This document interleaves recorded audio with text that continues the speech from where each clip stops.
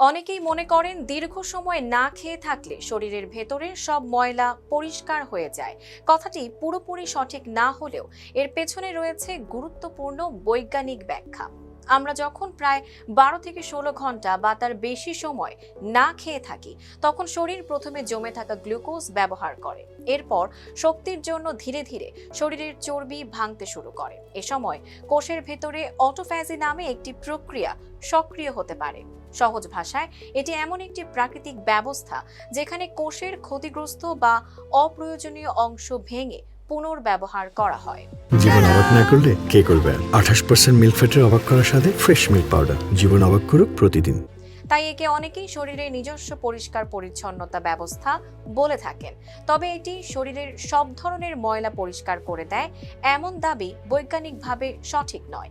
এই অটোফ্যাজি নিয়ে যুগান্তকারী গবেষণার জন্য 2016 সালে জাপানের বিজ্ঞানী চিকিৎসা বিজ্ঞানে নোবেল পুরস্কার লাভ করেন। তার গবেষণায় দেখা যায় কোষ কিভাবে নিজের ক্ষতিগ্রস্ত অংশ পুনর্ব্যবহার করে এবং প্রতিকূল পরিস্থিতিতে নিজেকে টিকিয়ে রাখতে সাহায্য করে।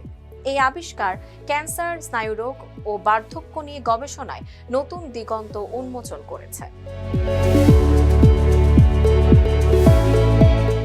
বিশেষজ্ঞদের মতে সঠিক খাদ্যাভ্যাস, নিয়মিত ব্যায়াম, পর্যাপ্ত ঘুম এবং চিকিৎসকের পরামর্শ অনুযায়ী নিরাপদ উপবাস এসব একসঙ্গে অনুসরণ করলেই শরীর সুস্থ থাকার সম্ভাবনা বাড়ে। অর্থাৎ ফাস্টিং উপকারী হতে পারে, তবে সেটি হতে হবে নিয়ন্ত্রিত ও বিজ্ঞানসম্মত উপায়ে। Tanjiba Nowrin, face the people.